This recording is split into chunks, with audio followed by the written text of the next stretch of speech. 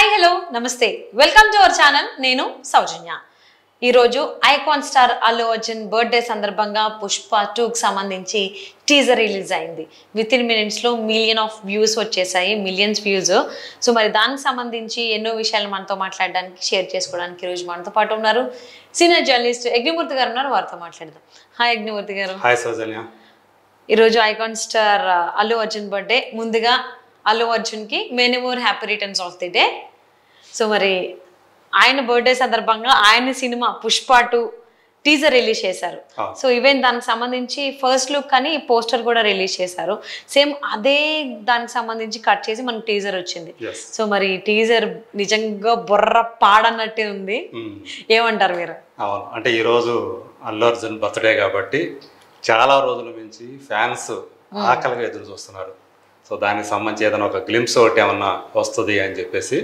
కాకపోతే ముందే చెప్పేశారు ఆయన బర్త్డే సందర్భంగా మేము ఒక టీజర్ తీసుకొస్తున్నామని చెప్పేసి నిర్మాతలు దాన్ని ఆ మాట నిలబెట్టుకున్నారు ఈరోజు 11 గంటల 7 నిమిషాలకి ఆ టీజర్ వచ్చింది మీరు అన్నట్టు మైండ్ బ్లాక్ అంటారా లేకపోతే మైండ్ బ్లోయింగ్ అంటారా అట్లాగే ఉంది ఎందుకంటే తన వేషధారణ ఇదివరకే ఆ గెటప్ ఇప్పుడు ఏదైతే ఈ టీజర్లో మనకు చూపించారో ఆ గెటప్ ఇదివరకే ఫస్ట్ లుక్ పేరిట అది బయటకు వచ్చినప్పుడే జనాలకు ఒక్కసారిగా బ్లాస్ట్ అన్నట్టు అయిపోయింది సో ఇప్పుడు దాంతో యాక్షన్ కూడా ఉందన్నమాట ఆ వేషం మీద సో ఒక జాతర సో ఆ జాతరలో శారీ కట్టుకొని ఆ ముఖం నిండా రంగు కలర్స్ పూసుకొని అతను కనిపించిన తీరు అల్లు అర్జున్ అసలు కంప్లీట్గా తన లుక్ ఏదైతే ఉందో మనం పుష్పలో చూసాం తన లుక్ సో దానికి మళ్ళీ ఇంకొక యాంగిల్ పెట్టి ఆ శారీ కట్టడం కానివ్వండి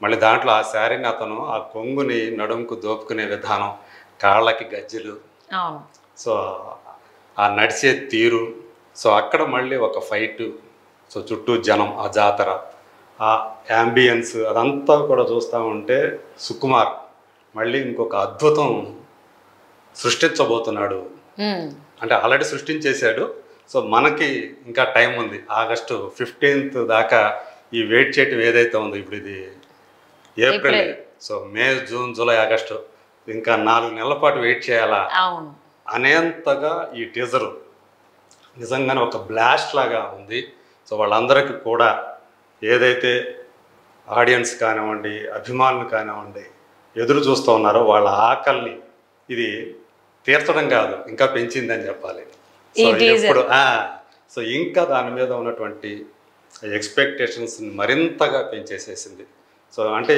అన్ఇమాజినబుల్ అన్న రేంజ్లో ఈ సినిమా ఉంటుందా అన్న ఫీలర్ని అయితే ఈ టీజర్ మనకి కలిగించింది సో రష్మిక హీరోయిన్ మనకు తెలుసు ఫస్ట్ పార్ట్లో వాళ్ళ పెళ్లి చూసాం మనం సో ఈ సెకండ్ పార్ట్లో అది రైజ్ అయితే ఇది రూల్ సో ఎలా రూల్ చేశాడు తన సామ్రాజ్యాన్ని ఆ ఎర్రచందనం సంబంధించినటువంటి దాని స్మగ్లింగ్ కానివ్వండి దాని వెనక ఉండే కథ కమేష్ అక్కడ ఉండే ముఠాల మధ్య ఉండే ఆధిపత్యం కానివ్వండి రాజకీయాలు కానివ్వండి రాజకీయ నాయకుల ఇన్వాల్వ్మెంట్ కానివ్వండి దీని వెనక ఎలా ఉంటాయి ఇవన్నీ కూడా దీంట్లో చూపించబోతున్నారు ఇందులో ప్రొటాగనిస్ట్ పుష్ప అయితే యాంటాగనిస్ట్ అంటే విలన్గా మనకి మలయాళం టాప్ యాక్టర్ ఫహద్ ఫాజిల్ మనకి ఈ సినిమాలో కనిపించబోతున్నాడు సో మన ఆల్రెడీ ఒక చిన్న టీజర్ లాగా మనకి ఫస్ట్ పార్ట్లో మనకి క్లైమాక్స్లో తను కనిపించాడు సో ఈ సినిమాలో తనే మెయిన్ విలన్ కాబట్టి సో వీళ్ళిద్దరి మధ్య పుష్పకి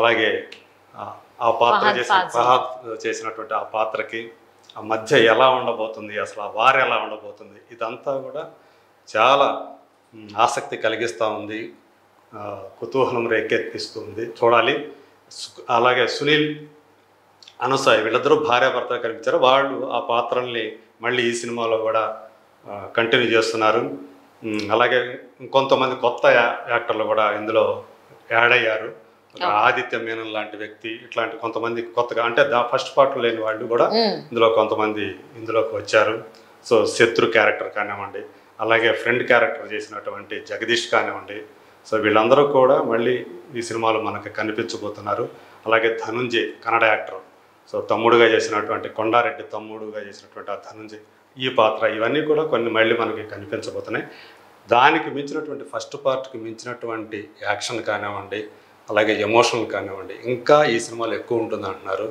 ఓకే. సో ఆ ఫస్ట్ పార్ట్లో మనకి హిందీ డబ్బింగ్ ఎంతగా అంటే ఎక్స్పెక్ట్ చేయని రీతిలో పెద్ద హిట్ అయిపోయింది. సో ఇప్పుడు ఈ సినిమా అయితే ముందే నార్త్ ఆడియన్స్ కూడా దీనికోసం ఎదురు చూస్తున్నారు. అక్కడ కూడా ఫ్యాన్ బేస్ బాగా పెరిగింది అల్లు అర్జున్కి.